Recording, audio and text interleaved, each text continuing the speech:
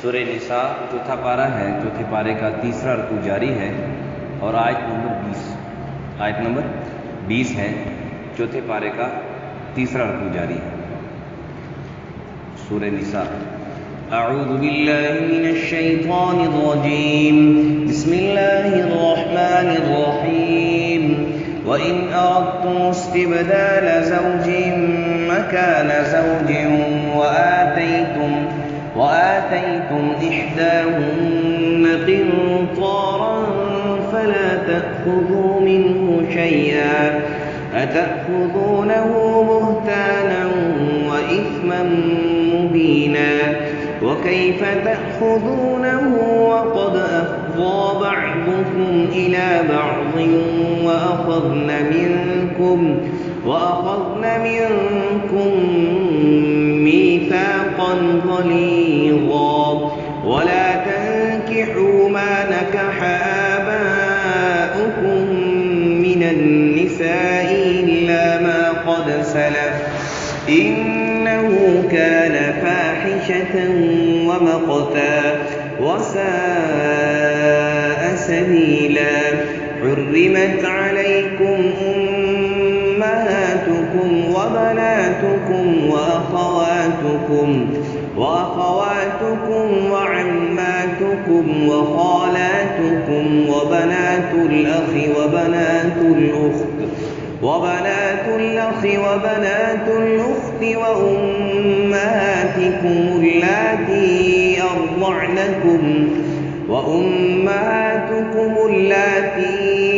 أَرْضَعْنَكُمْ وَأَخَوَاتُكُم مِّنَ الرَّضَاعَةِ وَأُمَّهَاتُ نِسَائِكُمْ وَرَبَائِبُكُمُ اللَّاتِي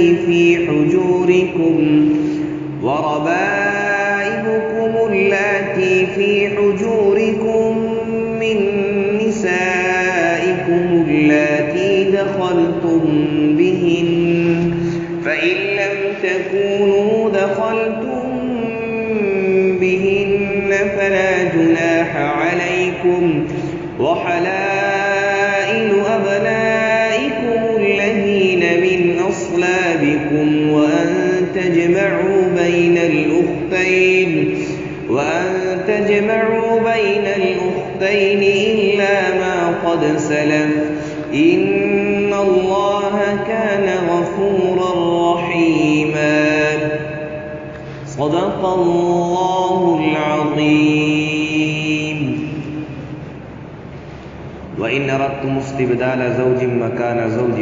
اور اگر تم بدلنا چاہو یعنی ارادہ کرو بدلنے کا ایک عورت کی جگہ دوسری عورت، وَآتَيْتُمْ إِحْدَاهُنَّ قِنطَارًا، اور تم دے چکے کسی ایک کو بہت سارا مال، فَلَا تَأْخُذُوا مِنْهُ شَيْئًا، تو اسے کچھ بھی مت لو۔ أَتَأْخُذُونَهُ بُهْتَانًا، کیا تم لینا چاہتے ہو اس سے بہتان یعنی ناحق، وَإِثْمًا مُّبِينًا، اور صریح گناہ، وَكَيْفَ تَأْخُذُونَهُ، اور کیوں تم اس کو لے سکتے ہو، وَقَدْ أَفْضَىٰ بَعْضُكُمْ إِلَىٰ بَعْضٍ، تحقیق پہنچ چکے تم میں سے ایک کا دوسرے تک، وَأَخَذْنَ مِنكُم مِّيثَاقًا غَلِيظًا، اور لے چکی وہ تم سے عورتیں عہد پختہ، وَلَا تَنكِحُوا مَا نَكَحَ آبَاؤُكُمْ، اور نکاح میں نہ لاؤ ان عورتوں کو جن کو تمہارے باپ نکاح میں لائے، من النساء، عورتوں میں سے، الا ما قد سلف، مگر جو پہلے ہو چکا، انه كان فاحشة، مگر یہ کیونکہ بے شک یہ بے حیائی ہے، ومقتا، اور غضب کا کام ہے، وساء سبیل، اور برا راستہ ہے، حرمت علیکم امہاتکم، حرام ہوئی تم پر تمہاری مائیں، وبناتکم، اور تمہاری بیٹیاں، واخواتکم، اور تمہاری بہنیں، وعماتکم، اور تمہاری پھوپھیاں، وخالاتکم، اور تمہاری خالائیں، وبنات الاخی، اور بیٹیاں بھائی کی، وبنات الاختی، اور بہن کی بیٹیاں، وامہاتکم اللاتی ارضعنکم، اور وہ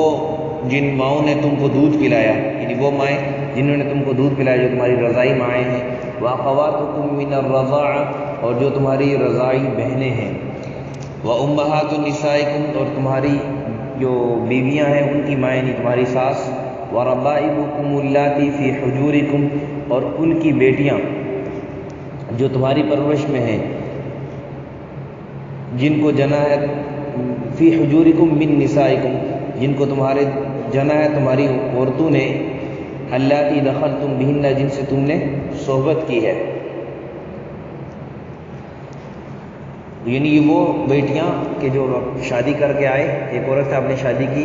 وہ آپ کی اہلیہ ہے، وہ اس کی جو پہلے خامد سے بیٹیاں تھیں، جو اس نے پہلے خامد سے جنی تھی بیٹیاں، وہ بیٹیاں جو اپنے ساتھ لائی ہے اور وہ آپ کی پرورش میں ہیں، تو ان اس سے لڑکیوں سے نکاح کرنا جائز نہیں۔ فَإِن لَمْ تَكُونُوا دَخَلْتُمْ بِهِنَّ،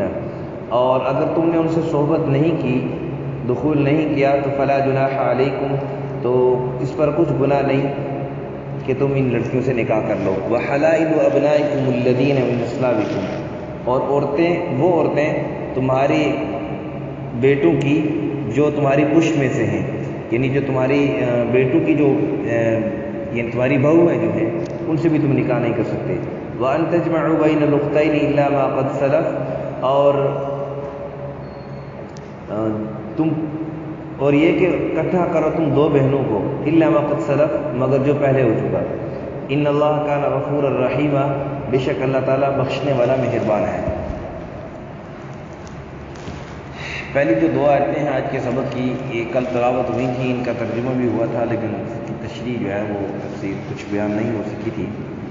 وقت کی قلت کی وجہ سے۔ بہرحال کل کی آیت مبارکہ میں تفصیل سے بات گزر چکی کہ اللہ تعالیٰ نے عورتوں کے ساتھ رہن سہن اچھا رکھنے کا حکم دیا ہے، اور اس بات کا حکم دیا ہے کہ جو تمہاری عورتیں ہیں وَعَاشِرُوهُنَّ بِالْمَعْرُوفِ، اور اگر تمہیں کوئی کمی محسوس ہوتی ہے، تمہیں ان کو برائی لگتی ہے، جس کی وجہ سے تمہیں ناپسند ہے وہ عورتیں، تو اللہ تعالیٰ نے کہا کہ فَإِن كَرِهْتُمُوهُنَّ فَعَسَىٰ أَن تَكْرَهُوا شَيْئًا وَيَجْعَلَ اللَّهُ فِيهِ خَيْرًا كَثِيرًا، کہ تمہیں وہ تو بری لگتی ہیں لیکن شاید اللہ نے اس میں بڑی خیر رکھی ہو۔ اس کے بعد آج کے سبق میں اللہ تعالیٰ نے فرماتے ہیں کہ اگر تمہارا زمانہ جاہلیت میں ہوتا تھا، اصل میں عورت کی کوئی وقت نہیں تھی، تو ٹیشو پیپر سمجھا جاتا تھا، اور ایک مرد کی جو ہے نا وہ کئی عورتیں ہوتی تھیں، جیسا کہ بعض علاقوں میں آج بھی ہے۔ کنواری عورت سے نکاح کیا، کچھ عرصہ اس کے پاس رکھا، پھر اس کو چھوڑ دیا، پھر دوسری اور شادی کر لی، پھر نکاح کیا، پھر کچھ عرصہ اس کو پاس رکھا، پھر چھوڑ دیا۔ ان کا مقصد اپنی جو ہے نا وہ خواہش پوری کرنا ہوتا ہے، کسی کی زندگی بنانا، کسی کی زندگی بسانا یہ نہیں ہوتا ہے، تو اس کی سخت الفاظ میں مذمت کی۔ اور پھر زمانہ جاہلیت میں ہوتا تھا کہ ایک عورت سے نکاح کر لیتے تو بظاہر اگر پہلے جو ہے نا وہ خوشی خاشی بلی معلوم ہوتی، اچھے خاندان کی ہوتی، خوبصورت ہوتی، تو اس کو ڈھیروں جو ہے نا مہر بھی دے دیتے۔ جب مہر دے دیتے، اب کچھ عرصے بعد کہتے ہیں نا کلو جدید لذیذ، ہر نئی چیز مزیدار لگتی ہے، لیکن جب وہ پرانی ہو جاتی ہے تو پھر جو ہے نا اس کی وہ وقت نہیں رہتی ہے، تو جب کچھ عرصہ گزر جاتا پھر اس کو چھوڑ دیتے۔ اس کا اس طرح کرتے تھے کہ اس عورت پر، چونکہ ویسے اگر طلاق دیتے اس کو تو وہ سمجھتے تھے کہ بھائی اب تو ہمیں مال واپس نہیں ملے گا، تو مال واپس لینے کے چکر میں عورت پر ظلم و زیادتی شروع کر دیتے تھے، تاکہ خود عورت اس بات پہ آ جائے کہ عورت کہے کہ تم میرا مال لے لو اور مجھے چھوڑو۔ تو شریعت نے اس سے منع کیا ہے کہ دیکھو، تم اگر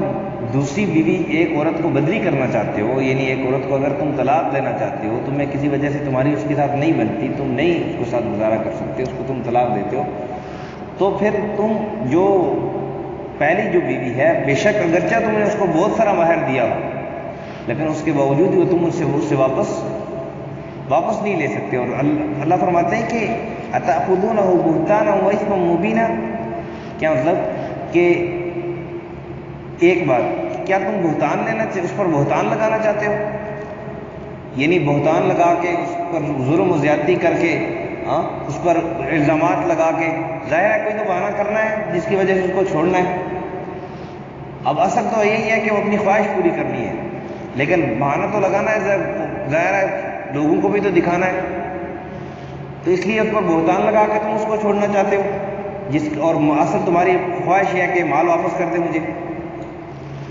اور کہا کہ وہی تم مبینہ اور صریح گناہ کرنا چاہتے ہو، کہ ایک عورت پر ناحق ظلم کر رہے ہو تم، اور ظالم کی ساتھ اللہ کی مدد نہیں ہوتی، مظلوم کے ساتھ اللہ کی مدد ہوتی ہے۔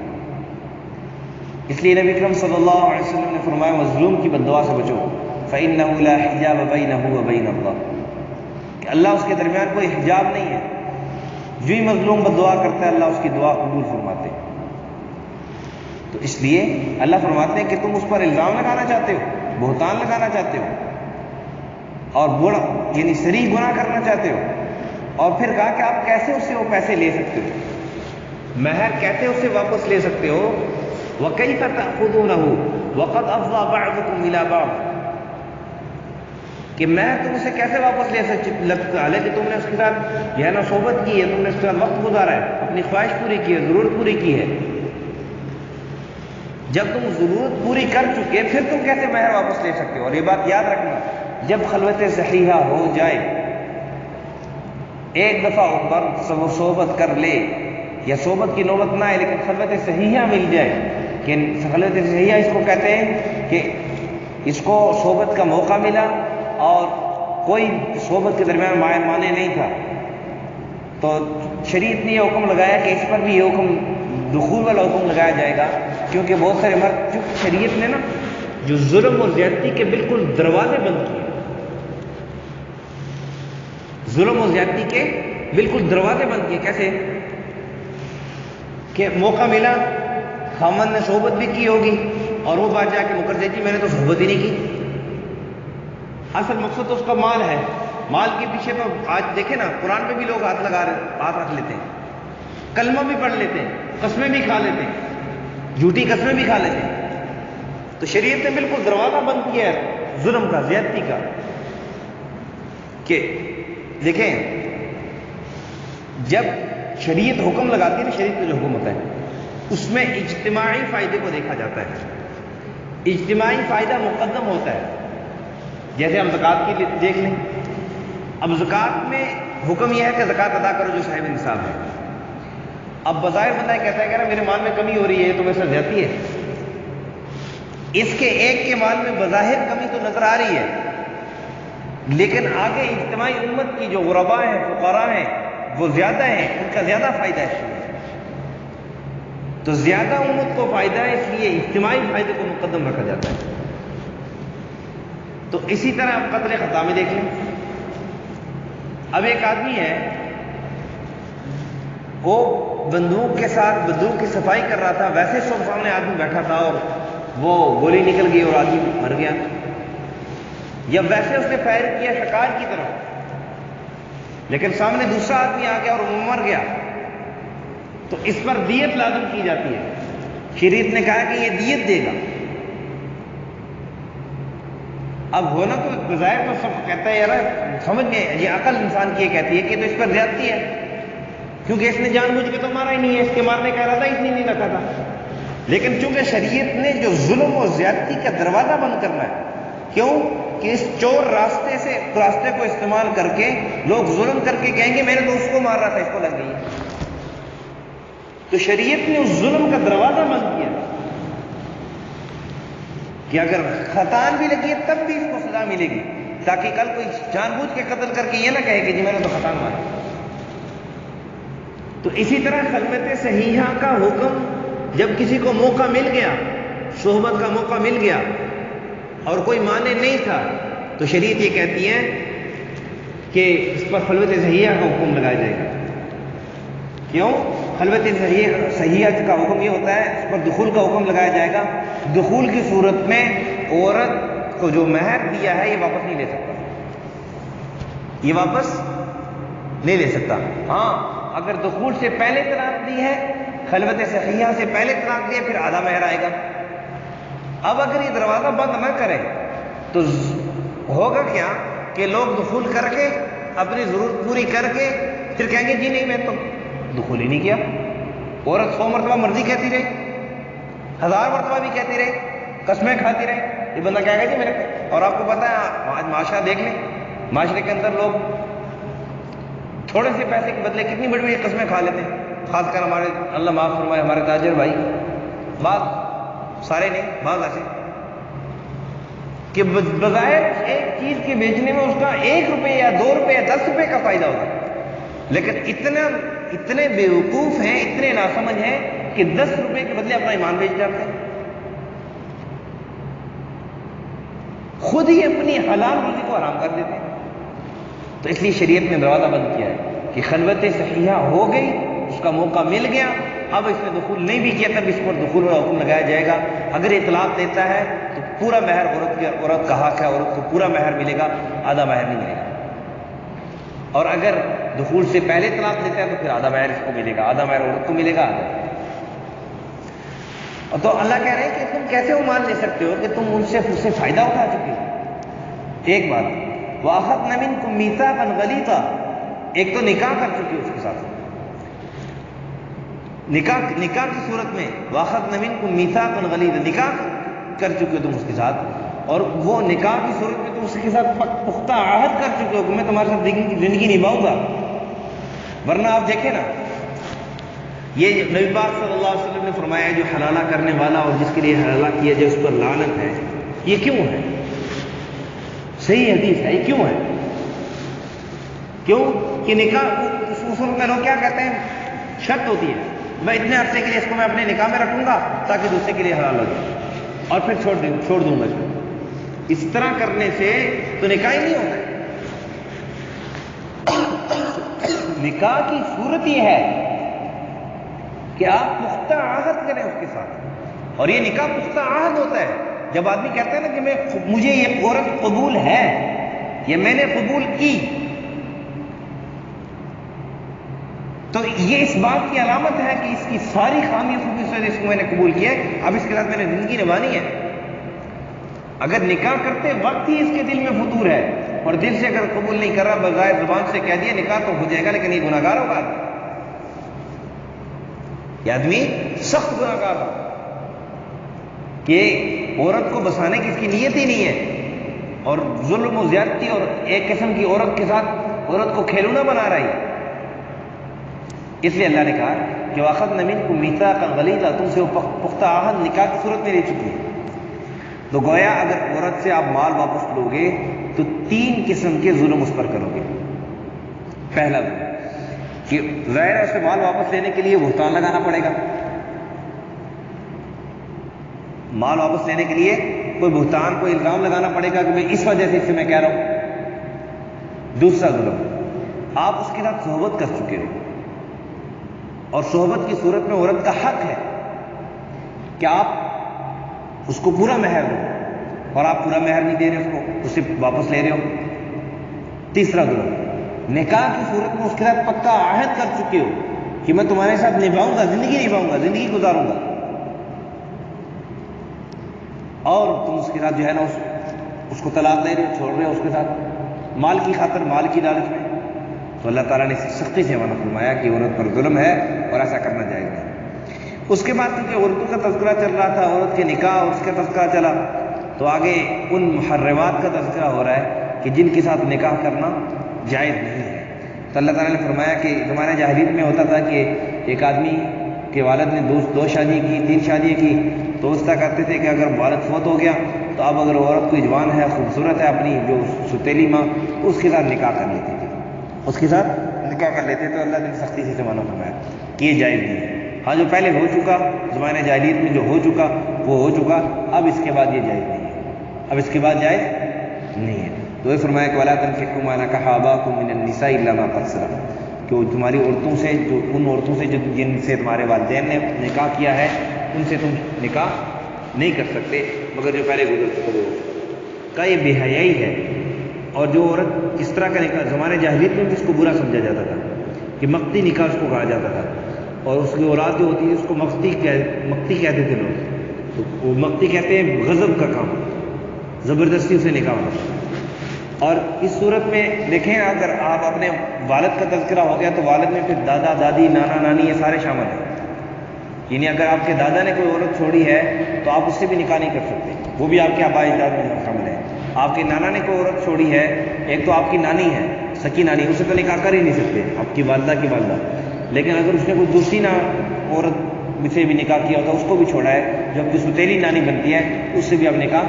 یعنی آباء حکم میں وہ بھی شامل ہے. کا یہ برا راستہ ہے، بدچلنی ہے، اور ظاہر بات ہے کہ یہ بہت بڑی یعنی بے حیائی کی بات ہے. نوکان فاحش، بے حیائی کی بات ہے کہ وہی راستہ جس کو تمہارے والد نے استعمال کیا ہے اس کو تم استعمال کر رہے ہو، اسی راستے کو تم استعمال کر رہے ہو، اسی جگہ کو تم استعمال کر رہے ہو، تو کتنی بے حیائی کی بات ہے۔ اور پھر تمہاری ماں کی ماں ہے، کل تمہاری ماں تھی، کل تم اس کو ماں کہہ کے پکارتے تھے، آج تم اس کو بیوی کہہ کے پکارو گے، کتنی بے حیائی والی بات ہے۔ تو جب ماں کا تذکرہ ہو گیا کہ ستیلی ماں سے نکاح نہیں ہو سکتا، تو اس کے ساتھ ساتھ پھر اور محرمات کا بھی تذکرہ کر دیا کہ ان محرمات کے ساتھ جو ہے وہ نکاح نہیں ہو سکتا۔ ایک مختصر کرنے کی کوشش کروں گا، ان میں صرف محرمات کا تذکرہ ہے اور کوئی اتنا ایک مسئلہ ہے درمیان میں، باقی جو ہے نا وہ محرمات کا ہی تذکرہ ہے۔ انشاءاللہ وقت ہو چکا ہے، میں مختصر بیان کرنے کی کوشش کروں گا۔ تو فرمایا حرمت علیکم امہاتکم، تمہاری جو ایک تو تمہاری جو ستیلی ماں کا تذکرہ پہلے ہو چکا نا، اس سے نکاح نہیں کر سکتے، اس سے ستیلی ماں مراد ہے، تو یہاں پر اپنی ماں ہے جو تمہاری اپنی ماں ہے، ان سے بھی تم نکاح نہیں کر سکتے۔ جب ماں ہوگی تو ماں کے زمرے میں نانی اور یعنی دادی یہ بھی شامل ہوگی کہ وہ بھی تمہاری ماں کی ٹھیک ہے۔ اور کہا کہ وبناتکم، وہ اپنی بیٹیوں سے بھی نکاح نہیں کر سکتے، واخواتکم، وہ اپنی بہنوں سے بھی نکاح، وعماتکم، اور اپنی پھوپھیوں سے، سکی پھوپھی سے بھی نکاح نہیں کر سکتے، اور ماں کی بہن اس کو خالہ کہتے ہیں، اس سے بھی تم نکاح نہیں کر سکتے تمہاری خالہ سے۔ اور وہ بنات الاخی، بھائی کی بیٹی، بھتیجی سے بھی نکاح نہیں ہو سکتا۔ وہ بنات الاختی، بھانجی سے بھی نکاح، وہ ہے ماموں بھانجی کا نکاح، اور چچا اور بھتیجی کا نکاح بھی۔ اور یہ بات ساتھ ساتھ یاد رکھنا، یہ جن سے نکاح نہیں ہو سکتا نا، نہیں ہو سکتا، ان سے پردہ بھی، یہ آپ کے محرم بنتے ہیں، اور ان سے پردہ بھی نہیں ہے، اور ان کے علاوہ جو ہے جن سے آپ کا نکاح ہو سکتا ہے کسی بھی صورت میں۔ مجھے ایک ساتھی کہنے لگا، ایک طالبہ میرے پاس پڑھتی تھی، تو مجھے کہنے لگی میرا والد کہتا ہے کہ آپ اپنے بہنوں سے نکاح پردہ نہ کرو۔ میں نے کہا کیوں؟ کہا جی والد کہتا ہے کہ وہ آپ کی یعنی آپ کا اس سے نکاح تو نہیں ہو سکتا، تو اس لیے آپ اس سے پردہ نہ کرو۔ تو میں نے کہا اس طرح تو پھر ہمیں کسی بھی عورت جو شادی شدہ اس سے پردہ نہیں کرنا چاہیے، ہر شادی شدہ عورت سے پردہ نہیں کرنا چاہیے۔ ظاہر ہے کہ جب تک وہ اس کے نکاح میں ہے، کسی کے نکاح میں ہے، اس سے تو ہمارا نکاح نہیں ہو سکتا، تو پھر تو بہت بڑا راستہ کھول دو گے تم کہ ہر شادی شدہ عورت وہ آپ کی مہر ہے، آپ اس سے پردہ نہ کریں۔ تو بے حیائی کا ایک بہت بڑا راستہ، کیا میں کہتا ہوں بہت بڑی سمجھے موٹر وے ہے یہ۔ آپ کا بہنوئی سے نکاح اس وقت تک نہیں ہو سکتا جب تک کہ آپ کی بہن اس کے نکاح میں ہے۔ جو ہی اس کے نکاح سے آپ کی بہن نکلتی گئی، آپ اس کا نکاح اس کے ساتھ ہو سکتا ہے۔ دو بہنیں ایک نکاح میں جمع نہیں کر سکتے۔ حضرت عثمان رضی اللہ تعالیٰ عنہ کو دیکھ لیں، نبی اکرم صلی اللہ علیہ وسلم نے اپنی ایک بیٹی دی، وہ فوت ہو گئی، دوسری بیٹی ان کو دے دی۔ تو ایک وقت میں دو بہنوں کو جمع نہیں کر سکتے، ایک وقت میں، اور ایک بہن کی شادی ہو گئی تو میں نے کہا کہ بھائی یہ اس طرح تو پھر بہت بڑا راستہ کھول دو گے، اور آپ کا غیر محرم ہے، اسے بہنوئی سے پردہ کرنا چاہیے، اور بہنوئی سے پردہ لازمی ہے، وہ محرم نہیں ہے۔ بہرحال فَعَمَّاتُكُمْ وَخَالَاتُكُمْ، خالہ و بنات الاخ، آپ کی بھتیجی، و بنات الاخت، اور آپ کی بھانجی، اس سے بھی نکاح نہیں ہو سکتا۔ وَأُمَّهَاتُكُمُ اللَّاتِي أَرْضَعْنَكُمْ، رضائی ماں، اب کی سگی ماں تو نہیں ہے لیکن بچپن میں 2 سال سے کم کی عمر میں رضاعت ثابت ہوتی ہے، 2 سال سے کم کی عمر میں۔ دودھ پینے کی جو مدت ہے نا، دودھ پینے کی جو مدت ہے، اس مدت میں اگر دودھ پی لیا تو اس سے رضاعت ثابت ہوگی، اس مدت سے ہٹ کر اگر دودھ پی لیا تو پھر رضاعت ثابت نہیں ہوگی۔ 2 سال کے بعد اگر دودھ پیا تو اس سے رضاعت ثابت نہیں ہوگی۔ تو خیر وہ عورتیں جن کا آپ نے دودھ پیا ہے اس سے بھی نکاح نہیں ہو سکتا، آپ کی رضائی مائیں بنتی ہیں وہ۔ اور اخواتکم من الرضاع، جس عورت کا آپ نے دودھ پیا ہے اس کی بیٹی سے بھی آپ کا نکاح نہیں ہو سکتا، کیونکہ وہ آپ کی رضائی بہن ہے، وہ آپ کی رضائی بہن ہے۔ اسی طرح پھر رضائی اور تو آپ کے رشتے ہیں، رضائی چچا ہو گیا، رضائی باپ ہو گیا، جب عورت ہے اس کا رضائی باپ سے نکاح نہیں ہو سکتا، کیونکہ وہ اس کا رضائی باپ ہے، جس کی بیوی کا آپ نے دودھ پیا ہے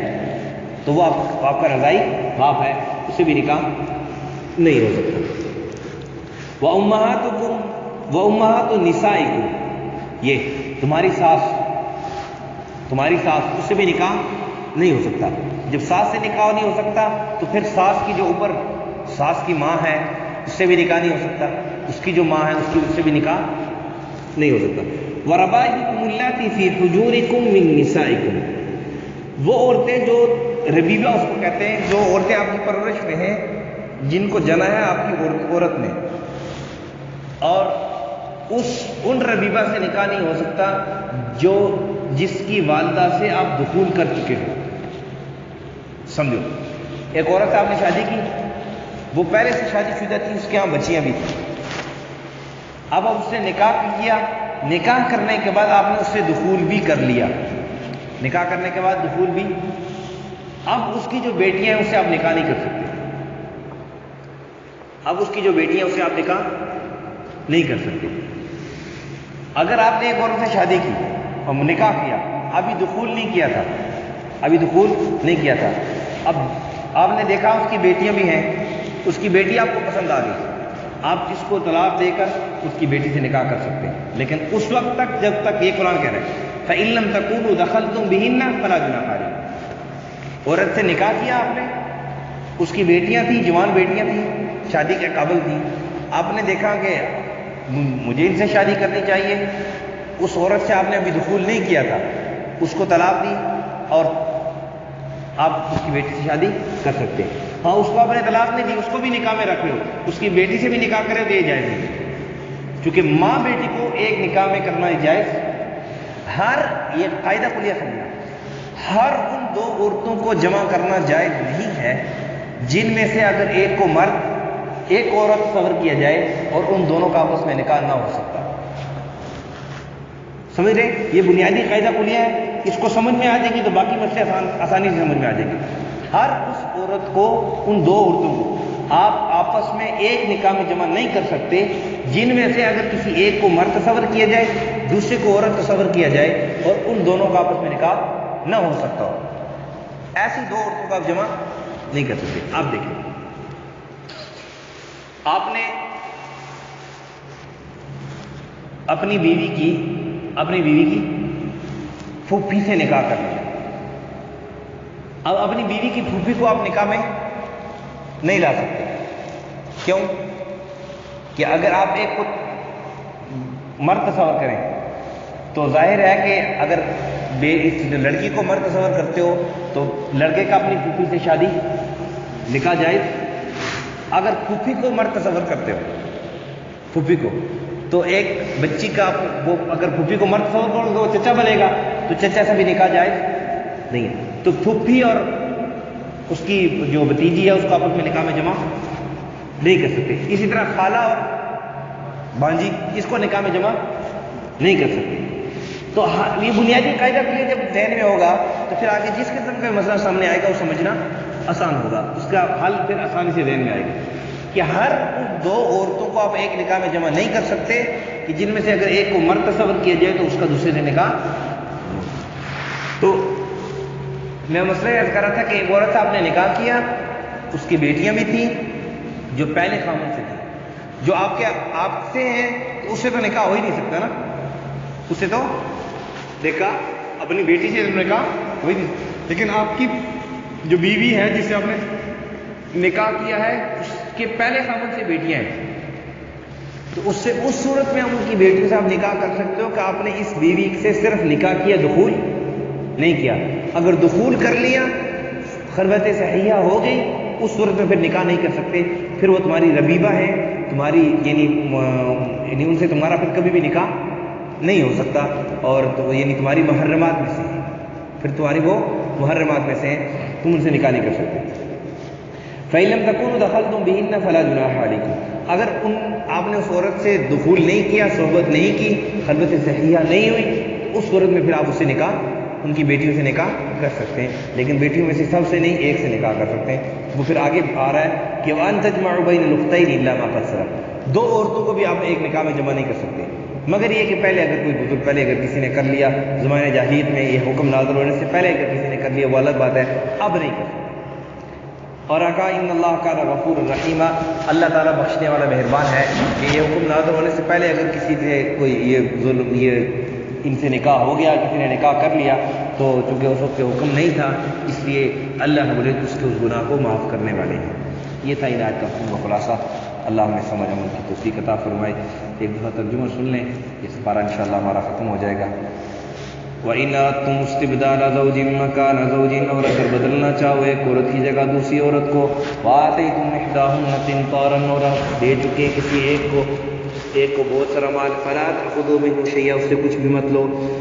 أَتَأْخُذُونَهُ، کیا تم لینا چاہتے ہو اس سے بہتان وَإِثْمًا مُّبِينًا، صریح گناہ، وَكَيْفَ تَأْخُذُونَهُ، کیوں کر تم اسے لے سکتے ہو، وَقَدْ أَفْضَىٰ بَعْضُكُمْ إِلَىٰ بَعْضٍ، اور پہنچ چکا تم میں سے ایک کا دوسرے تک، یعنی تم ایک دوسرے تک تم پہنچ چکے، تمہارا جسم ایک دوسرے تک پہنچ چکا، تم اس کے ساتھ صحبت کر چکے، فائدہ اٹھا چکے، وَأَخَذْنَ مِنْكُم مِّيثَاقًا غَلِيظًا، اور لے چکی وہ عورتیں تم سے پکا وعدہ، پختہ عہد۔ ظاہر ہے کہ ایک عورت، ایک بیوی جتنا اپنے خاوند پر اعتبار کر سکتی ہے اتنا کسی اور پر اعتبار نہیں کر سکتی، اور وہ اعتبار کی بنیاد کیا ہوتی ہے، کس بنیاد پر اعتبار کرتی ہے، کہ اس نے اس سے نکاح کیا ہوتا ہے۔ تو یہ اس سے بڑا، یہ نہیں، یہ سمجھے کہ اس سے بڑا کوئی عہد، اس سے بڑا کوئی وعدہ، پختہ عہد ہے ہی نہیں ہے کہ ایک عورت اس صرف نکاح کی وجہ سے، نکاح کی بنیاد پر اپنا سب کچھ آپ کے حوالے کر دیتی ہے، آپ پر اعتبار، ظاہر آپ پر اعتبار کر کے، اگر ایک عورت کو آپ اپنے خاوند پر اعتبار ہی نہ ہو کہ میرا جو ہے نا وہ مجھے رکھے گا، تو کیا خیال ہے وہ اس کو فائدہ اٹھانے دے گی، اپنا کچھ اس کے حوالے کرے گی؟ تو یہ سب سے بڑا پکا عہد ہے۔ کہہ رہے ہیں کہ اس کے باوجود تم سے اتنا بڑا عہد لے چکی، تم اس کے باوجود اس سے کیسے پیسے واپس لے سکتے ہو، مہر؟ اس میں ایک مسئلہ رہ گیا کہ مہر جو ہے وہ زیادہ سے زیادہ رکھ سکتے ہیں، لیکن نبی کریم صلی اللہ علیہ وسلم نے اس کی مذمت بیان فرمائی ہے، لیکن جتنا زیادہ مہر رکھ بھی لیا تو احداہن قنطارا سے بات سمجھ میں آتی ہے، جتنا زیادہ مہر بھی رکھ لیا پھر اتنا مہر ادا کرنا یہ ضروری ہوگا، ادا کرنا، اور اس لیے آپ ہمیشہ مہر کم رکھا جائے۔ نبی پاک صلی اللہ علیہ وسلم نے اس کی تاکید، اور یہ اگر اچھی چیز ہوتی مہر رکھنا، زیادہ رکھنا، تو نبی پاک صلی اللہ علیہ وسلم اپنی بیٹیوں کا مہر زیادہ رکھتے تھے۔ نبی پاک صلی اللہ علیہ وسلم نے مختصر اپنی یعنی بیٹیوں کا مختصر مہر رکھا ہے۔ وَلَا تَنكِحُوا مَا نَكَحَ آبَاؤُكُمْ، نکاح میں نہ لاؤ ان عورتوں کو، مِنَ النِّسَاءِ، ان عورتوں کو جن کو تمہارے والدین نے نکاح میں لایا، جن سے وہ نکاح کر چکے ہیں اپنی تعلیم آئی، إِلَّا مَا قَدْ سَلَفَ، مگر جو پہلے ہو چکا، إِنَّهُ كَانَ فَاحِشَةً، بے شک یہ بے حیائی ہے، وَمَقْتًا، اور غضب کا کام ہے، وَسَاءَ سَبِيلًا، اور برا راستہ ہے، یعنی بدچلنی والا راستہ ہے۔ حرمت علیکم امہاتکم، حرام ہوئی تم پر تمہاری مائیں، وبناتکم، تمہاری بیٹیاں، وخواتکم، تمہاری بہنیں، وعماتکم، تمہاری پھوپھیاں، وخالاتکم، تمہاری خالائیں، وبنات الاخی، بھتیجیاں، وبنات الاخت، اور بھانجیاں، وامہاتکم اللاتی ارضعنکم، تمہاری رضائی مائیں، واخواتکم من الرضاع، تمہاری رضائی بہنیں، وامہات نسائکم، تمہاری ساس، وربائبکم اللاتی فی حجورکم من نسائکم، اور ان کی بیٹیاں جو تمہاری پرورش میں ہیں، جن کو جنا ہے تمہاری ان عورتوں نے، اللاتی دخلتم بہن، جن سے تم نے صحبت کر لی، جب صحبت کر لی تو پھر بیٹیاں حرام ہو گئی۔ فإن لم تكونوا دخلتم بہن، اگر تم نے ان سے صحبت نہ کی، فلا جناح علیکم، تو اس پر تم پر کچھ گناہ نہیں اس نکاح میں، وحلائل ابنائکم الذین من اصلابکم، ہاں تمہاری جو بہویں ہیں ان سے بھی تم نکاح نہیں کر سکتے، وہ بھی تمہارے لیے محرمات میں سے، وہ بھی تمہارے لیے محرمات میں سے۔ اس لیے اگر کسی سسر نے اپنی بہو سے بدکاری کر لی، زنا کر لیا، تو وہ عورت تو اپنے سسر پر تو حرام تھی، جب اس نے صحبت کر لی تو بیٹے پر بھی یہ بیوی حرام ہو جائے گی۔ اس لیے اگر کوئی سسر ہے تو اس صورت میں عورت کو بھی یہ چاہیے، جو بہو ہے اس کو بھی یہ چاہیے، اگر سسر جوان ہے اور اس قسم کا اگر خطرہ ہے تو اپنے آپ کو ذرا اس سے دور رکھے، احتیاط برتے۔ بعض اوقات ایسا ہوتا ہے کہ وہ عورتیں یعنی خدمت میں جو ہے نا وہ پیش ہوتی ہیں، اچھی بات ہے، خدمت کرنی چاہیے، لیکن اگلا مرد جو ہے نا اس سے ناجائز فائدہ اٹھاتا ہے اور اپنے لیے تو حرام ہے ہی، اپنے گھر کا، اپنے بیٹے کا گھر بھی برباد کر دیتا ہے، اس لیے اس سے بچنا چاہیے۔ اور یہ جو تمہارے بیٹے، تمہارے جو اپنے نسبی بیٹے ہیں، اپنے بیٹے ہیں، امین اسلابکم، تمہاری پشت سے جو بیٹے ہیں، نہیں تمہارے جو سگے بیٹے ہیں، ان کی یعنی جو بیویاں ہیں ان سے تم نکاح نہیں کر سکتے۔ وَأَن تَجْمَعُوا بَيْنَ الْأُخْتَيْنِ، اور یہ کہ اکٹھا کرو دو بہنوں کو، إِلَّا مَا قَدْ سَلَفَ، مگر جو پہلے ہو چکا ہے، ان دو بہنوں کو ایک نکاح میں اکٹھا نہیں کر سکتے۔ ہاں اگر ایک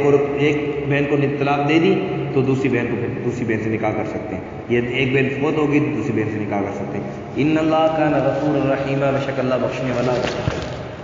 الحمد للہ رب العالمین، والعاقبۃ للمتقین، والصلاۃ والسلام علی اشرف الانبیاء والمرسلین وعلى الملائكة المقربين وعلى عباد الله الصالحين. ربنا ظلمنا أنفسنا وإن لم تغفر لنا وترحمنا لنكونن من الخاسرين. یا اللہ یہ بھائی تیرا قرآن سننے بیٹھتے ہیں، اللہ تم کو اپنے علم سے علم عطا فرما، اپنے حلم سے حلم عطا فرما، ان کی جان مال عزت آبرو میں برکتیں عطا فرما. یا اللہ ان کی جان مال عزت آبرو کی حفاظت فرما، دنیا اور آخرت کی کامیابیاں ہم سب کو نصیب فرما، دنیا اور آخرت کی ناکامی سے ہم سب کی حفاظت فرما. ہمارے ملک پاکستان کی حفاظت فرما، اندرونی بیرونی خطرات سے اس کی حفاظت فرما. یا اللہ کشمیریوں پر ظلم ہو رہا ہے، یا اللہ تو ان کو ظلم سے نجات عطا فرما،